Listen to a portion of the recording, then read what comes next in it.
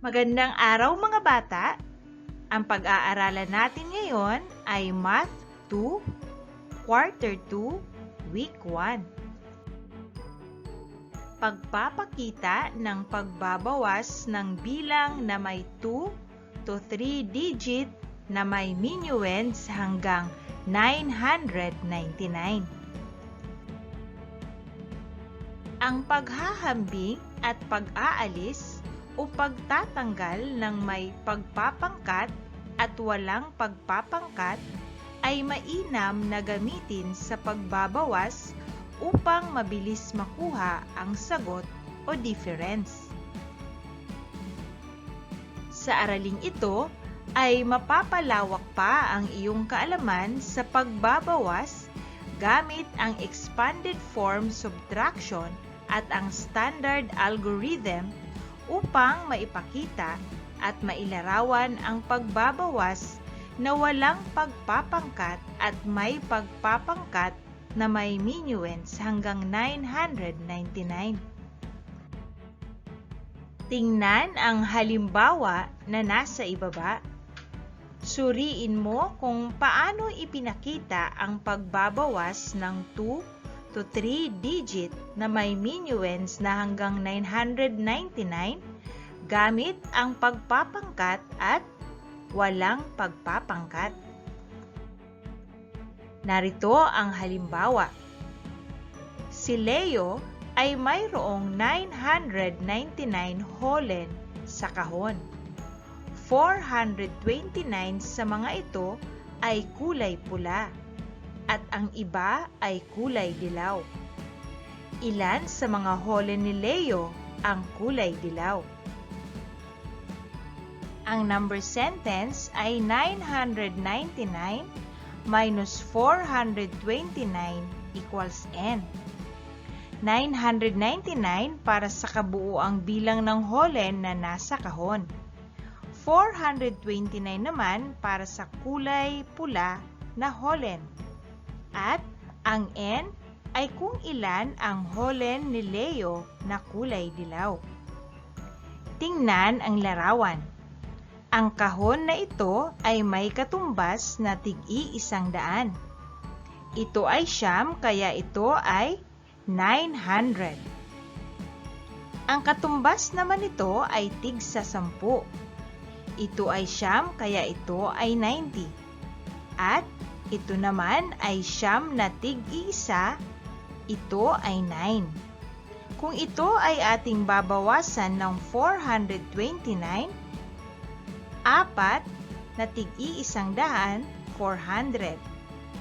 Dalawang tig-10, 20, at siyam na tig-1, 9. Ilan kaya ang matitira? Kung tatanggalin natin ang lahat ng ating binawas, ito ay magiging 570. Ang magiging sagot ay 570. Si Leo ay may 570 dilaw na holen. Tingnan ang iba pang halimbawa. Suriin mo ang mga datos upang matukoy kung gaano karami ang bilang ng mga taong positibo sa COVID-19 sa San Pedro City kumpara sa Santa Rosa City. Narito ang mga datos. Lugar, bilang ng mga taong positibo sa COVID-19. Sa San Pedro City ay 462. Sa Santa Rosa City naman ay 398. Sasagutin natin ito gamit ang expanded form subtraction. 462 minus 398. Ang expanded form ng 462 ay 400 plus 60 plus 2. Ang 398 naman, 300 plus 90 plus 8. At ngayon naman, tayo ay magbabawas. 2 minus 8, ito ay hindi pwede dahil mas maliit ang 2 kaysa sa 8. kaya tayo ay manghihiram ng 10 sa 10. Ang 2 ay magiging 12. 12 minus 8 equals 4. At dahil tayo ay nanghiram sa 10, ang 60 ay magiging 50. 50 minus 90, ito ay hindi pwede dahil mas maliit ang 50 kaysa sa 90. Kaya tayo ay manghihiram ng 100 sa 100. Ang 50 ay magiging 150. 150 minus 90, ang sagot ay 60. Ang 400 naman ay magiging 300 dahil binawasan ito ng 100. 300 minus 300 equals 0.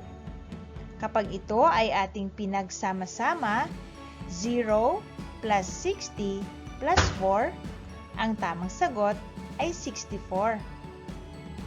Sagutin naman natin ito gamit ang standard algorithm. 462 minus 398.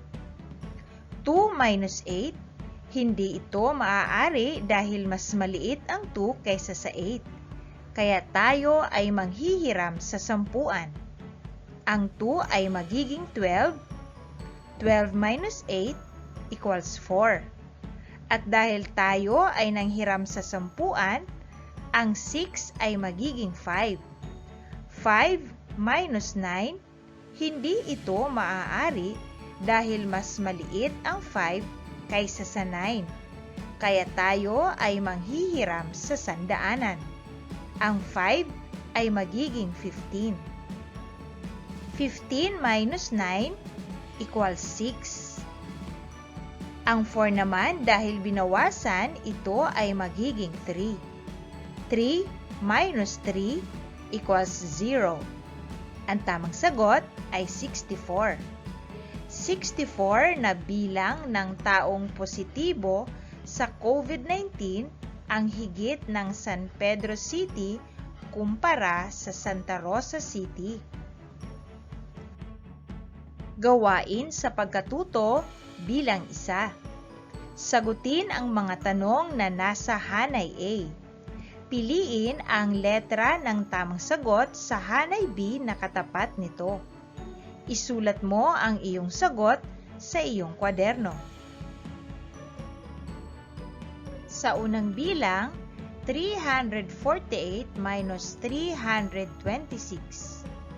Sa ikalawang bilang, 785 minus 553. Sa ikatlong bilang, 976 minus 99. Sa ikaapat na bilang, 876 minus 387. At sa ikalimang bilang, 728 minus 462.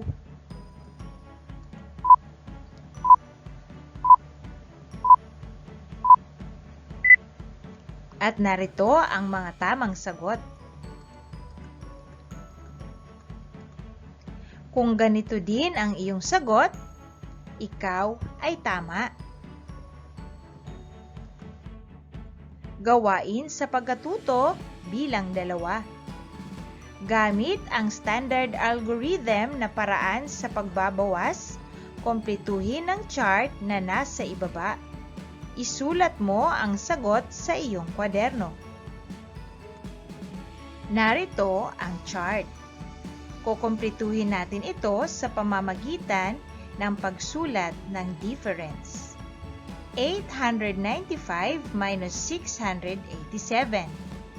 556 minus 492.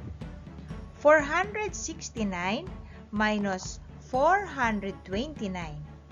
968 minus 832 at 792 minus 574.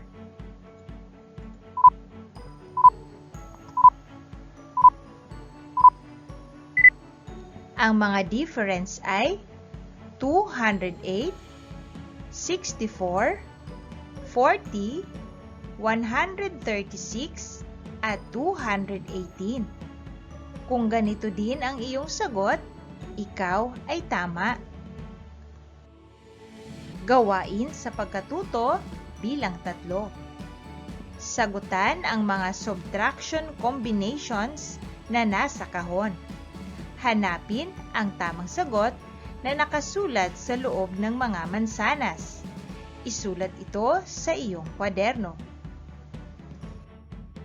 Narito ang mga pagpipiliang sagot. Sa unang bilang, 497 minus 349. Ang tamang sagot, 148. Sa ikalawang bilang, 662 minus 479. Ang tamang sagot, 183. Sa ikatlong bilang, 924 minus 319. Ang tamang sagot, 605. Sa ikaapat na bilang, 719 minus 664. Ang tamang sagot ay 55. At sa ikalimang bilang, 883 minus 642. Ang tamang sagot ay 241. Ganito din ba ang iyong sagot? Kung ganito din ang iyong sagot, ikaw ay tama. Gawain sa pagkatuto bilang 4. Suriin mabuti ang mga datos na nasa talahanayan. Sagutin ang mga tanong na nasa ibaba. Isulat ito sa iyong kwaderno. Narito ang talahanayan ng lugar at bilang ng mga taong positibo sa COVID-19. Sa Calamba City, 217. Binyan City, 473. Santa Rosa City, 398. At San Pedro City, 462. Para sa unang tanong, batay sa datos na ipinakita sa talahanayan, aling lugar ang nagtala ng pinakamaraming bilang ng mga taong nagpositibo sa COVID-19?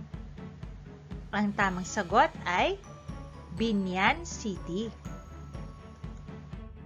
Sa ikalawang tanong, ihambing ang lugar na may pinakamaraming bilang ng taong naitala na positibo sa COVID-19 sa lugar na may pinakamaliit na bilang ng taong naitala na positibo sa COVID-19. Ilan ang kanilang difference? Ang tamang sagot, 473 minus 217. 473 para sa Binyan City, ang lugar na may pinakamaraming bilang ng positibo sa COVID-19. 270 naman sa Calamba City. At ang difference ay 256. Sa ikatlong tanong, ilan ang bilang ng taong positibo sa San Pedro City na kailangang gumaling upang maging pareho ang bilang ng positibong kaso sa Calamba City? Narito ang tamang sagot. 473 minus 462. 473 sa Calamba City at 462 sa San Pedro City. At ang tamang sagot, 11. Hanggang sa muli mga bata,